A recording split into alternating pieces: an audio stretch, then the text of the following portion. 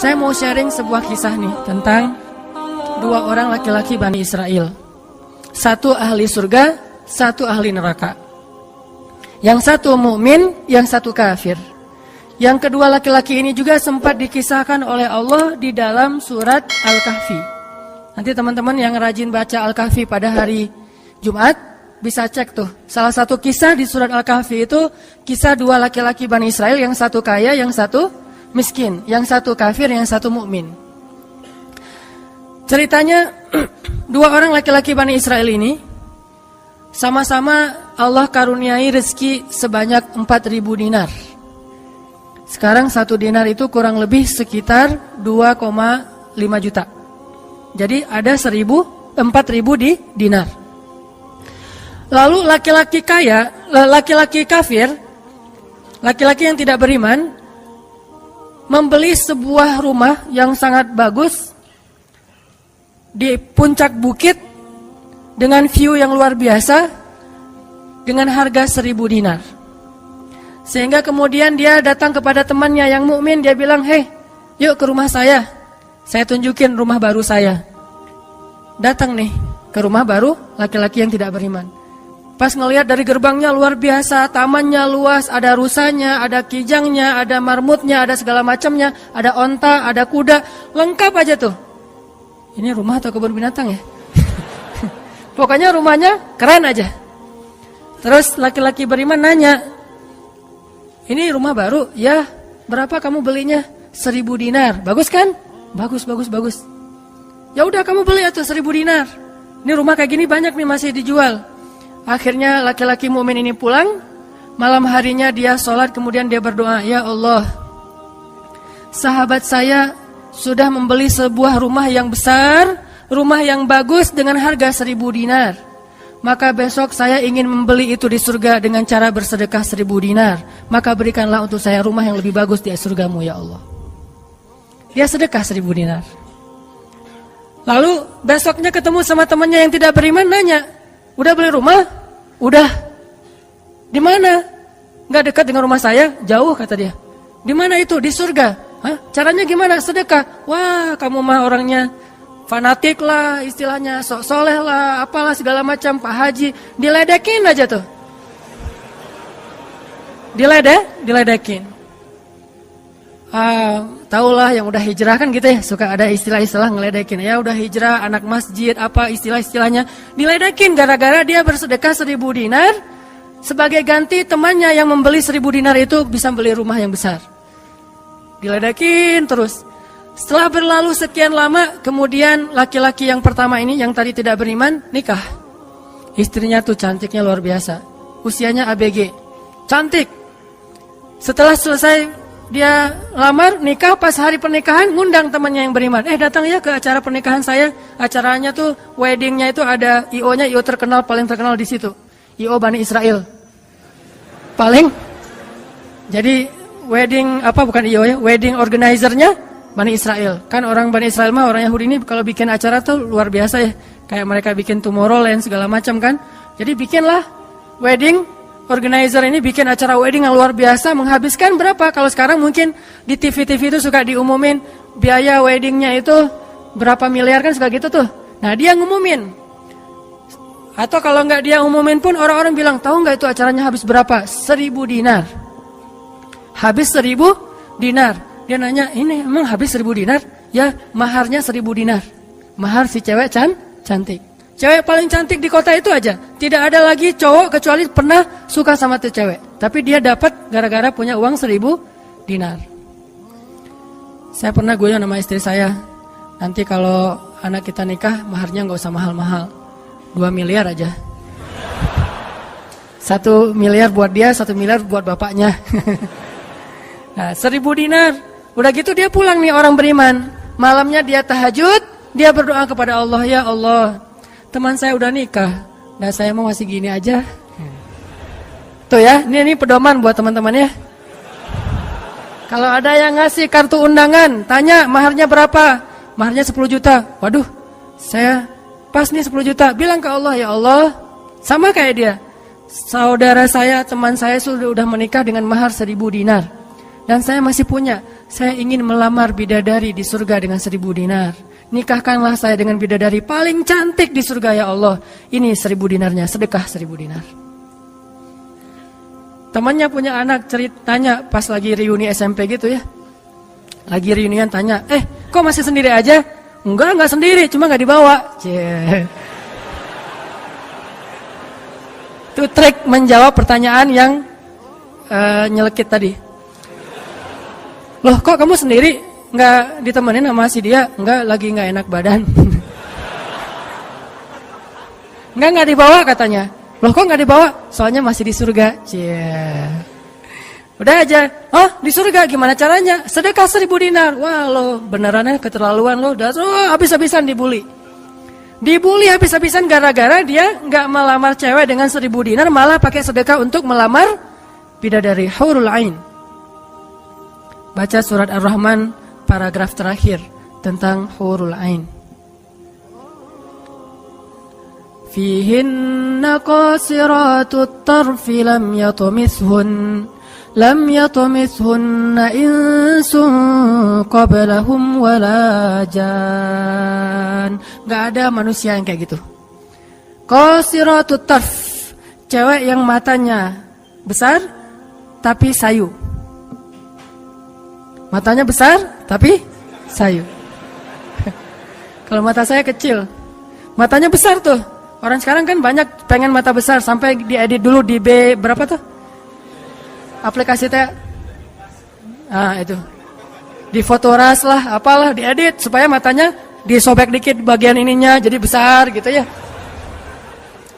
Dikasih eyeshadow, dikasih segala macam supaya matanya besar. Kenapa? Mata besar itu simbol dari kecantikan. Makanya bidadari itu bahasa Arabnya hurul ain, yang matanya besar.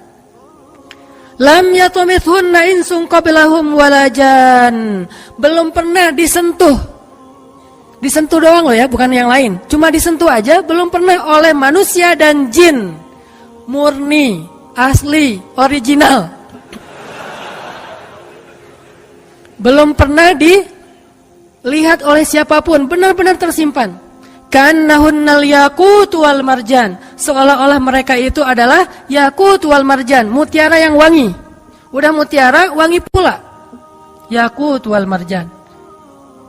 Bukan Yakult yang diminum sehari, itu ya. Yakult beneran. Ditambah lagi nanti di ayat yang lain, fihinna khairatun hisan. Perempuan yang khairat. Khairat itu artinya banyak anak. Subur. Dan di surga itu orang berkeluarga dan beranak pinak. Sehingga seseorang ketika pengen punya anak langsung punya anak, tidak perlu 9 bulan hamil dan gak perlu juga sesar. Udah aja lahir. Lahir dengan cara yang Allah ciptakan sangat indah, tidak perlu ada wahnan ala wahnin, tidak ada kepayahan demi kepayahan, lahir anak. Dan anaknya bisa pesen, request. Ya Allah, saya pengen anak laki-laki tapi modelnya gini. Nah, bisa. Kalau di dunia kan gak bisa request, terima aja apa adanya ya. Oh gini, ternyata gak mirip. Cuma di dunia, di akhirat mah bisa request, segalanya sesuatu juga bisa request. Udah aja kayak gitu, hurul ain. Sehingga dia tahu, gimana pun cewek ini cantik, tidak pernah bisa mengalahkan satu hurul ain. Seandainya jemari hurul ain, jari kelingking doang, dikeluarin dari surga ke dunia, maka cahaya matahari akan tertutup oleh cahaya jari kelingkingnya hurul ain. Kalau hurul ain sempat keluar dari surga, jatuh ke bumi, kau bidadari jatuh dari langit gitu kan ya. Nah, jatuh tuh ke bumi beneran, maka nafasnya, satu kali dia bernafas, semua manusia akan mati karena tergila-gila kepada dia. Harumnya nafas hurul ain. Gak usah dibayangin, ntar makin gak bisa tidur. Sekedar ilustrasi doang nih. Akhirnya dia lamar tuh hurul ain dengan sedekah 1000 dinar. Udah aja sih kayak gitu. Dan dia merasa, alhamdulillah saya lebih beruntung dari dia. Saya lebih beruntung dari dia. Gitu matematika mukmin.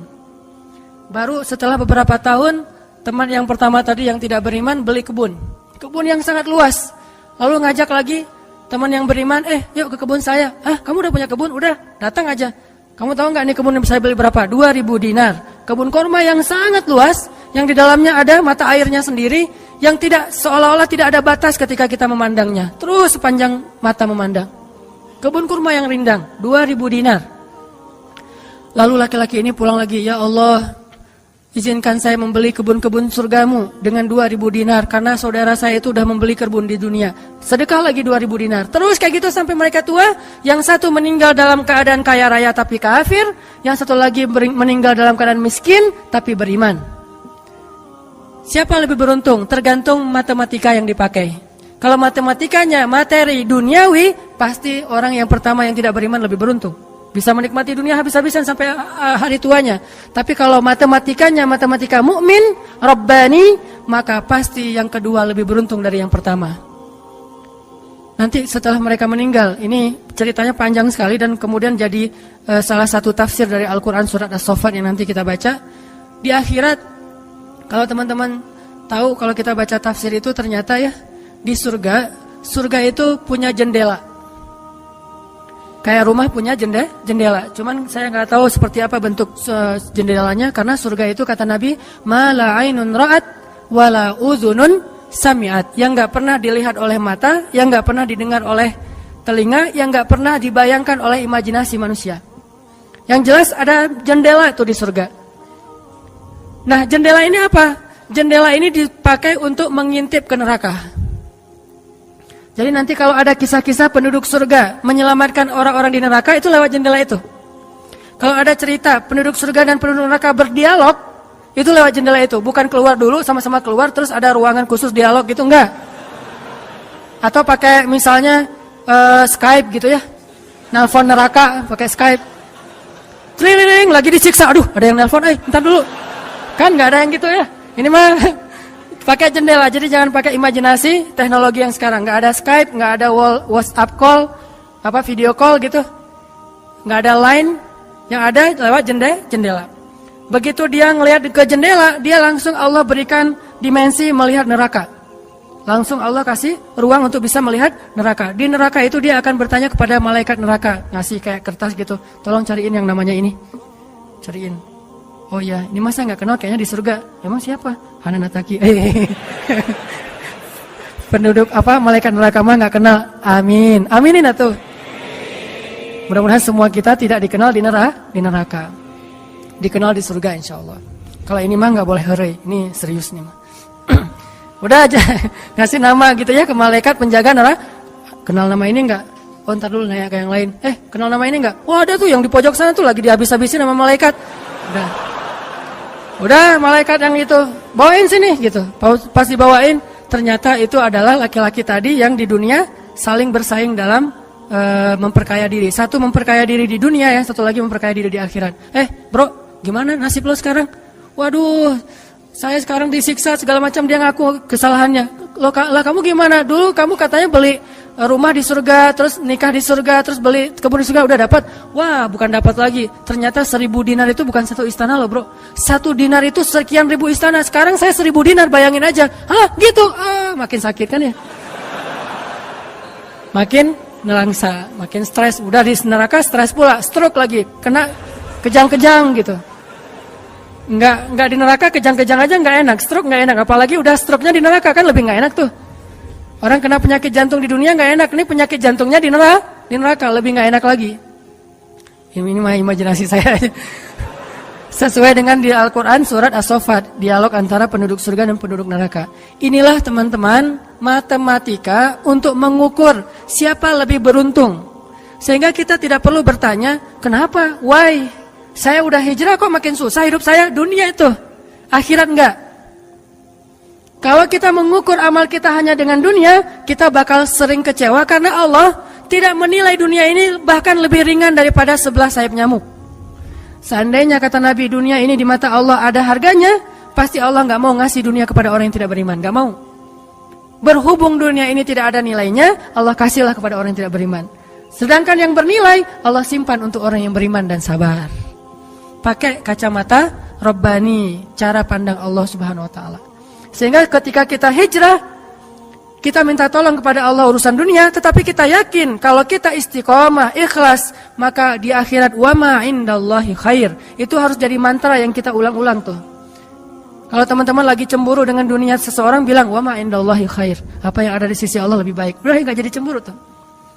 Saya pakai itu sebagai terapi buat diri saya sendiri. Kalau saya lagi ada rasa kayak kepengen apa yang orang punya, ada rasa iri, ada rasa cemburu, ada rasa kayak merasa orang lain lebih beruntung dari kita, saya selalu pakai mantra wa ma indallahi khair, wa ma indallahi khair, wa ma indallahi khair. Sehingga hilanglah rasa cemburu itu. Apa yang ada di sisi Allah lebih baik, apa yang ada di sisi Allah lebih baik, apa yang ada di sisi Allah lebih. Walal akhiratu khairul laka minal ula, wal akhiratu khairu wa abqa. Akhirat lebih baik bagimu dan daripada dunia. Akhirat lebih baik dan lebih kekal. Itu aja yang kita ulang-ulang mantranya. Wa ma indallahi khair. Udah aja senyum. Kita yang istiqomah gini-gini aja, orang lain yang tidak istiqomah, yang sudah melenceng jadi gitu. Ya udah, apa yang di sisi Allah lebih baik. Ada yang gara-gara misalnya dukun bertindak jadi nikah, kita bertindak sendiri nggak nikah-nikah misalnya ya. Ya udah aja, wa ma indallahi khair. Dan apa yang ada di sisi Allah itu bukan hanya akhirat tetapi juga dunia. Cuman Allah tidak memberikannya dalam waktu yang segera kepada mukmin karena Allah ingin melihat dulu ketabahan, kesabaran dan keistiqomahan kita. Matematika itu coba kita pakai dalam hidup.